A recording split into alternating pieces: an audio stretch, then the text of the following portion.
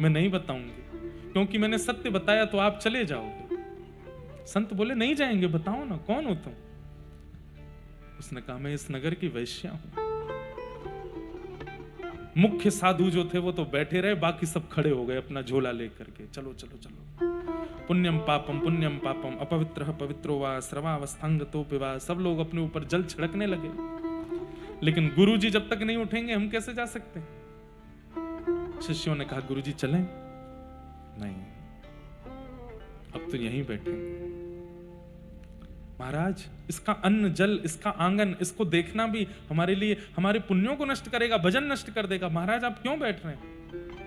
बोले यदि पुण्य नष्ट होने ही हैं तो हो जाएं। ठाकुर जी ने यहां बैठाया है तो इस पर कृपा करने के लिए बैठाया है। हम साधु केवल इसलिए बने हैं कि जो दक्षिणा दे, जो माला पहनावे, जो प्रणाम करे, जो नियम से रहे, उसका ही खाना है। जो व्यवचार में है, जो कहीं ना कहीं भटक गया है, उसको सुधारना हमारा कर्तव्य नहीं है। वो कितनी दीनता से, कितने भाव से प्रणाम कर रही है और तुमको उसकी उसकी उसकी क्रिया दिखाई दे रही है, तुमको उसका भाव नहीं दिख रहा।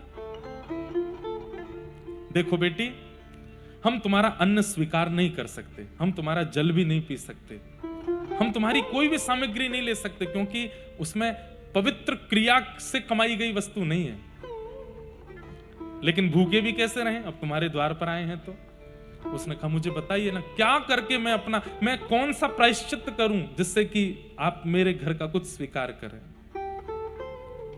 तो उन संत ने कितनी अच्छी युक्ति बताई। बोले एक हो सकता है। बोले क्या? तुम्हारे घर में जितना धन है, जितना भी धन है, 1 रुपया भी मत बचाना, सब कुछ लेकर के आओ, उस सबसे जितना सोना हो सके खरीदो और उस सोने का दिव्य मुकुट बनवाओ, ठाकुर जी को भेंट करो, ठाकुर जी को अर्पित करो, अपना सर्वस्व ठाकुर जी के श्री शीश पर चढ़ा दो। हमको अर्पित करोगी, हम स्वीकार नहीं कर पाएंगे, हमें तप करना पड़ेगा, भजन करना पड़ेगा, तब जाके तुम्हारे द्वारा दिया गया वस्तु हम पचाने के अधिकार। पर इतना तप नहीं कि हम तुम्हारा धन ले सकें, ठाकुर जी तो स्वीकार करेंगे। वो तो रोम रोम पुलकित हो गया। और दूसरी क्रिया, अब इस क्रिया को छोड़ो, अब तो अपना शेष जीवन ठाकुर जी के भजन में लगाओ। बोलो मुझे स्वीकार है। उस वैश्या ने अपना घर बेच दिया, उसके पास जितना धन था सबसे सोना खरीद करके एक दिव्य मुकुट निर्माण कराया।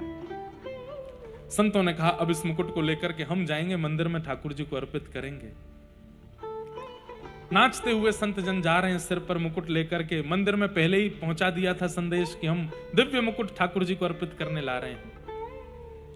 और वो वैश्या सबसे पीछे चल रही है, बस उन संतों की प्रसन्नता को देखकर